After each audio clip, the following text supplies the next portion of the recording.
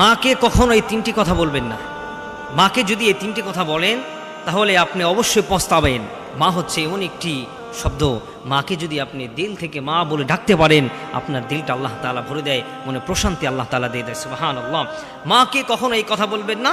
মা যখন আপনাকে কোনো কথা বলে, মা যখন আপনাকে কোনো উপদেশ দেয়, আপনি মাকে কখনো বলবেন না তুমি তো কিছুই জানো না। মা কিছুই জানে না। আপনি যখন কোনো ভাষা শিখতেছিলেন না, কোনো কিচ্ছু বুঝতেন না, কোনো কিচ্ছু জানতেন না, তখন কিন্তু আপনার সেই মাই কিন্তু আপনাকে সমস্ত কিছু শিক্ষা দিয়েছেন। তাহলে আপনি আপনার কোন থিওরি থেকে আপনি বলছেন মা তুমি কিচ্ছু জানো না? এই কথা মাকে কখনো বলবেন না।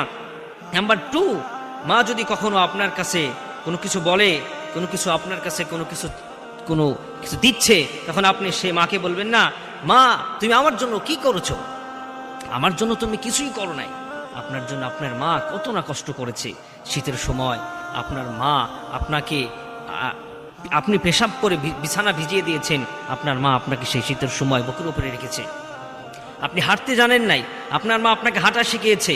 আপনি টয়লেট করার পরে, পেশাব করার পরে আপনি কোনো কিচ্ছু করতে পারতেন না, সেই মা কিন্তু আপনাকে এই পর্যন্ত বড় করে এই পর্যন্ত এনেছে। তবু আপনি বলছেন আমার জন্য তুমি কি করেছো? কিছুই করা নাই। না, এটা মাকে বলা যাবে না। মা আপনার জন্য যেটা করেছে, আপনি যদি আপনার গায়ের চামড়া দিয়ে যদি জুতো বানিয়ে দেন, আপনার মায়ের 1 ফোঁটা দুধের ঋণ কিন্তু আপনি শোধ করতে পারবেন না। সেজন্য মাকে কখনো এই কথা বলবেন না মা তুমি আমার জন্য কিছুই করো নাই। নাম্বার 3, মাকে কখনো এটা বলবেন না আমাকে ছেড়ে দাও, আমি একা হয়ে যাব।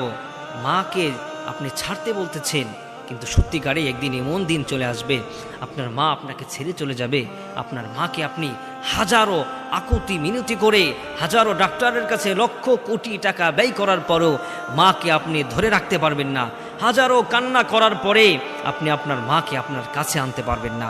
কত প্রবাসী ফোন দেয় যে হুজুর মার জন্য খুব খারাপ লাগছে, মাকে দেখতে পারি না, মার কবরের পাশে গিয়ে জিয়ারত করতে পারি না, মার জন্য কি করা যায়? আমি বলি মার জন্য দান সদকা করুন, মার জন্য বেশি বেশি দোয়া করুন।